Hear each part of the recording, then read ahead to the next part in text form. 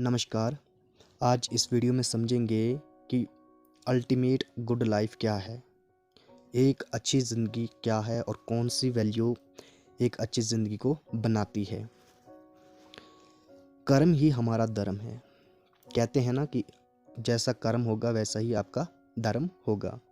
तो जो कुछ भी whatever work we do, जो कुछ भी काम हम करते हैं, जो कुछ बोलते हैं और जो कुछ काम किए होते हैं और जो कुछ ख्यालात सोच विचार हम किसी चीज़ पर रखते हैं, वही हमारा धर्म डिटरमाइन करता है, वही हमारा धर्म तय करता है। We all must think, understand and act through its self mind because God has gifted all of us a unique and same thing to everyone.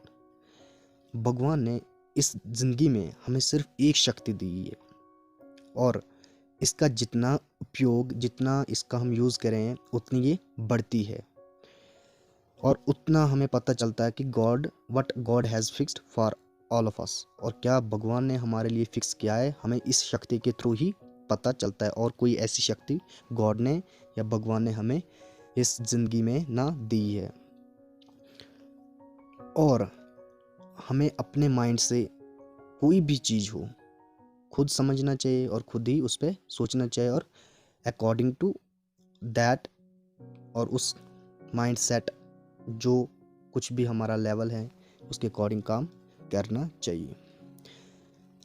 The more one utilize it the more one will be get ultimate of the things. जितना हम इस mind को यानी कि शक्ति को use करेंगे उतना ये बढ़ेगी, उतना हमें पता चलेगा नई नई चीज़ों के बारे में। Firstly, we should put ourselves in that conditions where we can learn and assimilate within all values through which one could be visible. सबसे पहले हमें क्या करना चाहिए कि हमें एक ऐसी सिचुएशन पैदा करनी चाहिए जिसमें हम ये सारी जो भी वैल्यूज़ एक अच्छी लाइफ को जीने के लिए चाहिए, ये वैल्यूज़ सीख सकें, उन्हें खुद अपने अंदर डाल सकें और जिससे हमारी जो पर्सनालिटी है वो दर्शाई जाए, विजिबल हो। इम्पॉर्टेंट वैल्यूज़, कुछ इम्पॉर्टेंट वैल्यूज़ जो हमें लाइफ में अपनानी चाहिए। सबसे पहले सेल्फलेस का मतलब होता है ह्यूमैनिटी, इंसानियत। इंसानियत में कौन सी वैल्यूज़ आती है, जैसे understanding feelings of someone, emotions, needs, values, liabilities, responsibilities, helping to others and understanding also the level of intelligence. हमें हर किसी की फीलिंग्स का मतलब कि वो व्यक्ति क्या महसूस कर रहा है, क्या एहसास है उसका, क्या इमोशंस है उस व्यक्ति के, उसकी ज़रूरियात क्या है। वैल्यूज़, हर किसी एक इंसान की वैल्यूज़ होती है, कुछ वैल्यूज़ होती है, लायबिलिटीज़ होती है, मजबूरियाँ होती है, और हेल्प करना फर्स्ट, एक दूसरे का सहारा बनना, ये बहुत ज़रूरी है। और लेवल ऑफ इंटेलिजेंस, उस व्यक्ति का सोचने समझने सीखने का लेवल कितना है, इन चीज़ों को बारीक तौर पे समझने और इनको अपनाना, ये फर्स्ट हमारी वैल्यू आती है जिसे हम सिंपली सेल्फलेस कहते हैं।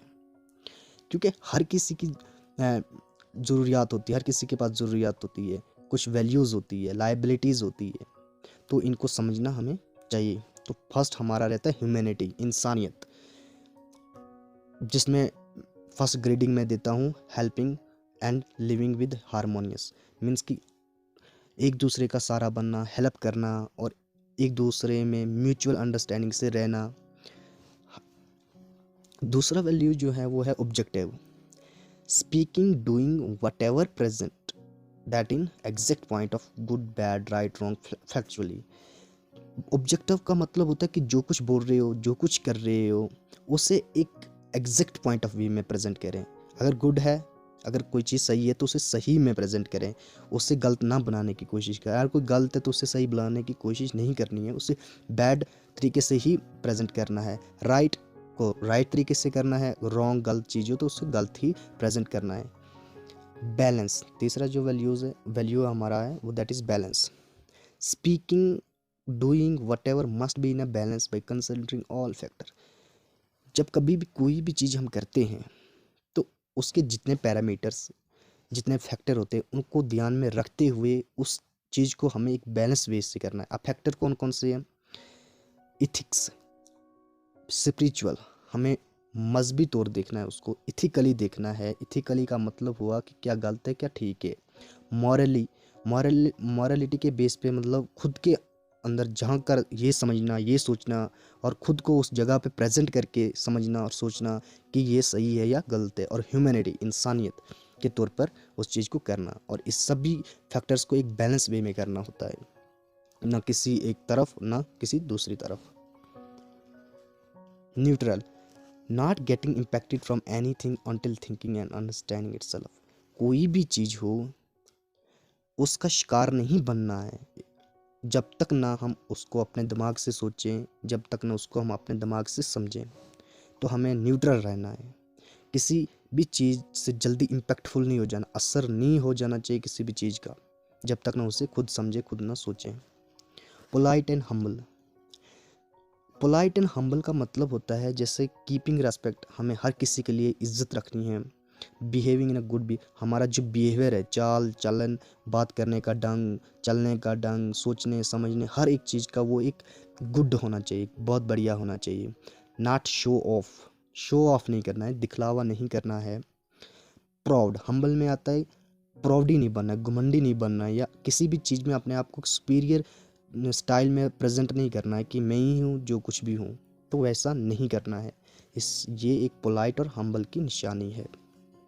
Mutual and harmonious, keeping same notion for every. अब म्यूचुअल और हारमोनियस में आता है कि एक ही नज़रिए से हर किसी को देखना, डूइंग जस्टिस, जो कुछ भी इंसाफ करना है उसे म्यूचुअली करना है, दोनों तरफ दोनों चीज़ों को सोच समझ के उसको जस्टिफाई करना है mutually. Factually and objectively, factually का मतलब कि क्या रियलिटी है और क्या फैंटेसी है। इसमें क्या होता है कि ऑब्जेक्टिवली जो पिन द पॉइंट है वही हमने प्रेजेंट करना है। Keeping good thoughts for each other, हमें अच्छे ख्यालात रखने चाहिए हर किसी के लिए। Living and doing peacefully together, और एक दूसरे के साथ हमें पीसफुली रहना है, सुकून से रहना है। हमारा नेक्स्ट जो वैल्यूज़ है that is forbearance, tolerance and ignorance. अब इग्नोरेंस, फॉरबियरेंस और टॉलरेंस क्या है? फॉरबियरेंस का मतलब होता है कि having patience and curiosity to do, speak, listen, जो कुछ भी हम कर रहे होते हैं उसमें पेशेंस का, सब्र का और चाहत उस चीज़ के लिए, ख्वाहिश उस चीज़ को सीखने के लिए होनी चाहिए। इग्नोरिंग, इग्नोरिंग का मतलब होता है कि कोई चीज़ जो आपके लिए यूज़लेस है, उसका कोई फ़ायदा नहीं है, तो उसे इग्नोर करना सबसे बेस्ट और मोस्ट इम्पॉर्टेंट रिस्पॉन्स रहता है। कोई भी चीज़ हो, इग्नोरिंग करना एक अच्छे समझदार व्यक्ति, इंसान की निशानी है। दूसरा, tolerate the things up to some extent. अब टॉलरेंस मीन्स बर्दाश्त करने की क्षमता भी एक व्यक्ति, एक इंसान में होनी चाहिए। जैसे नॉट स्पीकिंग और डूइंग एनीथिंग, जब हम गुस्से में होते हैं तो उस वक्त हमें ना कोई चीज़ के ऊपर कोई जजमेंट रखना चाहिए, या कोई मतलब हमें उस चीज़ पे ना बोलना चाहिए, ना कोई काम करना चाहिए उस वक्त एंगर में, गुस्से में। Not making decision and promise in happy, और जब हम खुश होते हैं तो उस वक्त ना कोई हमें डिसीजन लेना चाहिए, फैसला लेना चाहिए, ना कोई वादा करना चाहिए। नॉट डिसाइड, और डिसाइड किसी चीज़ को नहीं करना चाहिए कि ये चीज़ मैं इस टाइम ये करूँगा। जब हम सैडनेस होते हैं, मीन्स कि जब हम दुखी होते हैं, तो उस वक्त ये चीज़ें ना हमें गुस्से में कुछ करना चाहिए, और ना ही हमें खुश जब ज़्यादा होते हैं उस वक्त, और ना ही हमें जब ज़्यादा दुखी होते हैं तो ना हमें डिसाइड करना होता है। Not speaking, not doing, these are the things. No involvement of nepotism, corruptions, exploitations toward anything. कोई भी चीज़ हो आपके लिए या किसी भी व्यक्ति के लिए, उसमें नेपोटिज्म कि ये मेरा दोस्त है इसके लिए मैं ये चीज़ करूं, और ये मेरा दोस्त नहीं है इसके लिए मैं ना करूं, या ये मेरी फैमिली मेम्बर्स का मेंबर है इसके लिए मैं काम करूं, और ये नहीं तो इसके लिए। तो नेपोटिज्म जिसमें यारी दोस्ती वगैरह आती है, तो ये बिल्कुल नहीं होना चाहिए, क्योंकि हर व्यक्ति के एक सेम नज़रिए से रखना है, क्योंकि उसके लिए भी वही काम इम्पोर्टेंट है, और फैमिली मेम्बर्स का जो भी मेम्बर हो उसके लिए भी वही काम वैसा ही इम्पोर्टेंट है। करप्शन, कोई भी काम जो पैसे के तौर पर या कोई चीज़ रख कर काम करवाया जाता है उससे दूर, क्योंकि अगर आपका अपना काम है तो उसमें क्यों कोई ऐसी इन्वॉल्वमेंट करें जिससे किसी अगले का फ़ायदा हो और काम आपका हो जाए। ऐसे क्यों ना, इंसानियत के तौर पे क्यों ना, या इन वैल्यूज़ को ध्यान में रखते हुए क्यों ना वो काम हो। एंड एक्सप्लॉयटेशन, किसी को यूज़ करके फ़ायदा उठाना, ये सबसे बड़ी सिन है, एक पाप है टुवर्ड कोई भी चीज़ जो कर रहे हो। तो confident according to this value on. अब कॉन्फिडेंट रहें लाइफ में, इन वैल्यू जो भी वैल्यूज़ आपके लाइफ में हैं उन वैल्यूज़ पे कॉन्फिडेंट रहें। कोई भी चीज़ कर रही हो उन वैल्यू के अकॉर्डिंग करें जो मैं एक्सप्लेन कर रहा हूँ। Listen more than speaking. Listen, सुनना बहुत ज़्यादा चाहिए, सुनने की आदत हमें रखनी चाहिए देन बोलने से, क्योंकि स्पीकिंग वेरी इंपॉर्टेंट रिक्वायर्ड। बिना बोल कोई चीज़ को समझे सुने हम बोलना स्टार्ट करते हैं तो ये यूज़लेस है। यूज़लेस क्यों? क्योंकि हमारी एनर्जी विदाउट कोई फैसला होने से या कोई चीज़ करने से पहले हमें बोलना वो एक एनर्जी कंजप्शन की तरफ जाता है। स्पीक वेयर इंपॉर्टेंट रिक्वायर्ड, वहीं बोलें जहाँ पे ज़रूरी है और लगता है कि यहाँ बोलना बहुत इम्पॉर्टेंट है। बी डिसिप्लिन, हमेशा डिसिप्लिन रहने की कोशिश करें। Control on all your sense organs to be good in life. सबसे हमारा जो भी काम एक गलत डायरेक्शन में हमारे सेंस ऑर्गन्स की वजह से ही जाता है। मीन्स कि हमारे जैसे जो मोस्ट सेंस ऑर्गन्स है एक्टिव और फास्टेस्ट वो है हमारी आइज़। सारा कुछ जो भी फीड होता है हमारे माइंड में वो आइज़ से ही होता है, आंखों से ही होता है। जो कुछ देखते हैं वो सारा कुछ हमारे माइंड में जाता है और इसको फिर सिग्नल मिलता है ये काम करने का। तो हमारे जो भी सेंस ऑर्गन्स पे है उन्हें हम अच्छी डायरेक्शन में यूज़ करें।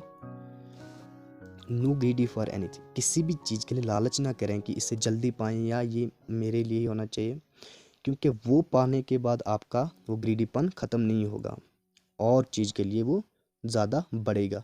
तो क्योंकि चीज़ें तो स्टेबल रहेगी नहीं, जो चीज़ के लिए आप ग्रीडी होंगे वो मिल जाएगी, आपका मन भर जाएगा, फिर और आगे मन तड़पेगा किसी दूसरी चीज़ को पाने के लिए। तो that is not a part of life. तो ग्रीडी ना बने लाइफ में। It is not easy to keep this value same has we keep for him. अब ये जो वैल्यू मैंने बताई ये इतना भी आसान नहीं है कि अपनी लाइफ में अपना लें जल्द से जल्द। जैसे अगर हमें फैमिली मेम्बर्स, अगर कोई भी चीज़ फैमिली मेम्बर्स के लिए करनी हो तो हम कर लेते हैं, चाहे जिस भी कंडीशन में हो, क्योंकि उस वक्त क्या होता है कि हमें जेनेटिकली सिग्नल मिल जाता है और हम इतने एक्टिव हो जाते हैं कि कुछ भी फेस करना हो तो हम फेस कर लेते हैं। तो इसीलिए इन वैल्यूज़ को ध्यान में रखते हुए इनको समझना, सोचना, इन पे विचार करना कि जैसा हम अपने फैमिली मेम्बर्स के लिए करते हैं या किसी अपने जो बहुत लवेबल हो उसके लिए करते हैं, तो उन चीज़ों को उन्हीं पर्सन को उस जगह पे रखना और उसी तरीके से सोचना किसी दूसरे व्यक्ति के लिए, ताकि इन वैल्यू का सही इस्तेमाल हो। वी ऑल लिविंग, क्योंकि हम अगर फैमिली मेम्बर्स के लिए हम इन वैल्यू का यूज़ करें और किसी के लिए कुछ गलत तरीके से, तो ये बहुत रॉन्गफुल होगा, गलत होगा, क्योंकि वो व्यक्ति भी इंसान ही होगा जिसके साथ हम कुछ गलत करें या कुछ बुरा सोचें। क्योंकि मैकेनिज़्म डिफरेंट हो सकता है आपका और उस दूसरे वाले व्यक्ति का, लेकिन हमारा जो इनर मैकेनिज़्म है, लिविंग कैपेसिटी मीन्स खाना पीना, सांस लेना, चलना, जो भी है वो परफॉर्म हम सेम करते, तो क्यों ना हम एक ही नज़रिए से सबको देखें। We must keep same values for every, हमें हर किसी के लिए सेम ही जो भी वैल्यूज़ हैं वो रखनी चाहिए। If we live according to this value in spite of what the other की thoughts are think God provides, अगर हम किसी भी व्यक्ति के लिए अच्छा करते हैं इन वैल्यूज़ के अकॉर्डिंग, तो भगवान हमें उसका फल एक अलग तरीके से दे देगा, अवश्य देगा। क्यों?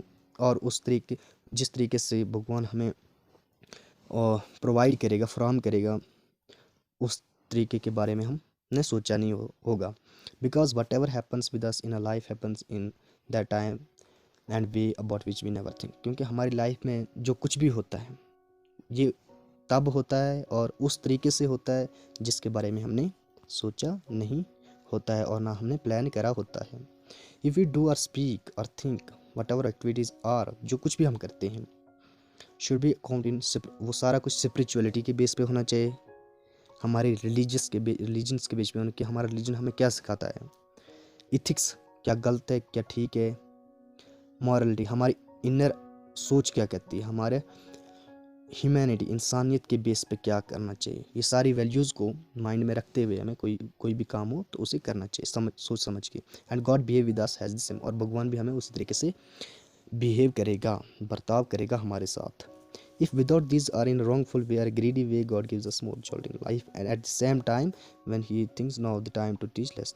अब क्या होता है कि अगर इन वैल्यूज़ के परे, इन स्पाइट ऑफ दिस वैल्यू, इनके अलावा हम काम करें, कुछ रॉन्ग काम करें, गलत, जो कि हमारे इन वैल्यूज़ के साथ मैच नहीं हो रहा है, तो गॉड हमें बहुत सारे झटके लाइफ में देगा। और ये तब देगा जब लगे कि अब इस व्यक्ति या इस इंसान को सबक सिखाने का टाइम आ चुका है, और हम उस वक्त बहुत रिग्रेट फील करते हैं, बहुत पछताते हैं। Aspect of this value no person will be sustain life. अब कहते हैं ना कि अगर कोई गलत काम कर रहा है या कुछ गलत बोल रहा है तो वो ज़्यादा देर तक नहीं रहता है, कभी ना कभी सामने आ जाता है, तो he or she will definitely miss a lose. तो कोई भी गलत काम हो जो इन वैल्यूज़ के परे हो, तो वो व्यक्ति उस काम में तो कामयाबी हासिल कर लेगा, लेकिन एक ना एक ऐसी चीज़ होगी जो बहुत स्पेशल होगी और वो मिस कर देगा, लाइफ से मिस कर देगा। और जब भगवान उस चीज़ का लेसन उस व्यक्ति को सिखाए तो उस वक्त उसे बहुत रिग्रेट फील होगा कि ऐसा नहीं करना चाहिए था। रियलिटी कभी छुप नहीं सकती और फैंटेसी ऑल टाइम सस्टेन नहीं रह सकती। अब सच्चाई तो कभी छुप नहीं सकती, और जो हम सच्चाई मीन्स की फैंटेसी, जो हम गलत काम करते हैं सच्चाई के अलावा, वो कभी सस्टेन बरकरार नहीं रह सकती बहुत समय तक, उसमें change. There is a proverb, एक प्रोवर्ब है, कहावत है, कहते to understand now then regret. अब किसी चीज़ को ना जब टाइम मिलता है ना उसे समझ लेना चाहिए, सीख लेना चाहिए उससे, क्यों बाद में हम पछताते हैं तो उस पछताने का कोई फ़ायदा नहीं रहता। सारा का सारा हिसाब किताब हमें इस लाइफ में ही मिल जाता है, जो भी हिसाब किताब हो ना हमें इस लाइफ में ही मिल जाता है। गलत का गलत मिल जाएगा हमारे साथ, ठीक का ठीक मिल जाएगा, दुख का दुख मिल जाएगा, सुख का सुख मिल जाएगा। जैसा भी हमारे कर्म है उस तरीके से हिसाब किताब हमें लाइफ में भगवान दे ही देता है, प्रोवाइड कर देता है हमें। जब इस दुनिया से जाते हैं तो तब प्योर का मतलब पूरी तरीके से शुद्ध होकर जाते हैं, सब कुछ छोड़ के चले जाते हैं। तो डेथ के बाद तो पता नहीं क्या मिलता है और क्या नहीं मिलता है, हम क्या कर रहे हैं और हमारे कर्म कैसे हैं, यही इसी चीज़ पे हमें इस ज़िंदगी में गौर करना चाहिए, क्योंकि इस चीज़ को गौर करने के लिए भगवान ने हमें एक शक्ति दी है, जिसे माइंड, दिमाग, सोचने समझने सीखने की। इफ़ समथिंग हैपन बैड और good with us we regret for our. अगर कोई बैड बुरा हो जाता है हमारे साथ तो हम पछताते हैं और भगवान से प्रे करते हैं कि जो भी पाप है हमारे, जो भी गलतियां हैं उन्हें माफ़ कर दें, हमें गुडनेस प्रोवाइड करें, अच्छा ही प्रोवाइड करें, हमारी गलती उसको भूल जाएं। But we don't keep attention when we do. लेकिन जब हम कोई कर्म कर रहे होते हैं उस चीज़ के लिए, उस वक्त हम नहीं सोचते कि भगवान माफ़ करे या क्या पाप है या गलत है। थिंकिंग रॉन्ग, डूइंग रॉन्ग, जुल्म। अब देखिए, गलत सोचना, गलत काम करना, जुल्म करना किसी पे, हंसना या किसी पे जोक मजाक उड़ाना, किसी के लिए नफ़रत रखना, बैड इंटेंशन, नीयत ख़राब रखना, किसी पे दबाव बढ़ाना, किसी को नुकसान पहुंचाना, किसी का काम ख़राब करना, किसी गलत स्टेटमेंट के द्वारा, या पुटिंग अदर्स इन, या किसी व्यक्ति को या इंसान को प्रॉब्लम में डालना, मुसीबतें में डालना, किसी का फ़ायदा उठाना, किसी को यूज़ करके फ़ायदा उठाना, एक साइड जस्टिस करना, गलत जस्टिस करना, डिस्क्रिमिनेट करना, मीन्स की भेदभाव करना, रॉन्ग नोशन, गलत ख्यालात रखना, गलत नज़रिए से चीज़ों को जस्टिफाई करना, कॉन्फ्लिक्ट, छोटी और यूज़लेस चीज़ों पे लड़ना, ये सारी चीज़ें एक गलत निशानी है लाइफ की, और इनका प्रभाव हम पे बहुत बुरा पड़ता है। और in life what ever cause to happen, it's not happen with any factor, lots of factor become reason for that। ज़िंदगी में ये बहुत इंपॉर्टेंट चीज़ है। कोई ही भी चीज़ अगर होती है तो वो कोई एक फैक्टर नहीं रहता, ठीक है, बहुत सारे ऐसे फैक्टर रहते हैं जो उसका रीज़न बनते हैं। जैसे कहते हैं कि माहौल के साथ ही कोई भी अगर कोई कुछ सीखता है तो वो माहौल के साथ ही सीखता है। माहौल जैसा हो वैसा ही प्रोडक्ट बनेगा। तो ये रियलिटी है। अब माहौल कौन कौन से ऐसे पैरामीटर्स होते हैं जिनसे माहौल बनता है। जैसे इन्वायरमेंट जैसे बने, अगर एक माहौल बनाना हो तो पेरेंट्स, उसमें माँ बाप तो होते हैं, टीचर्स तो होते हैं उस, एंड स्टूडेंट इटसेल्फ। इन तीन चार चीज़ों से ही एक इन्वायरमेंट बनता है, एक गुड इन्वायरमेंट बनता है। बाकी कुछ इम्पॉर्टेंट फैसिलिटीज़ वो भी एक फैक्टर रहती है जिनसे कोई भी व्यक्ति अगर कुछ सीखना चाहे तो वो सीख सकता है। तो इन्वायरमेंट खासकर बनता ही पेरेंट्स से है, टीचर से और स्टूडेंट्स से ही है। अगर इन तीनों में कोई ख़राब है, अच्छा मतलब परफॉर्म नहीं कर पा रहा है, तो उस माहौल का जो असर है वो दूसरों पे भी पड़ता है।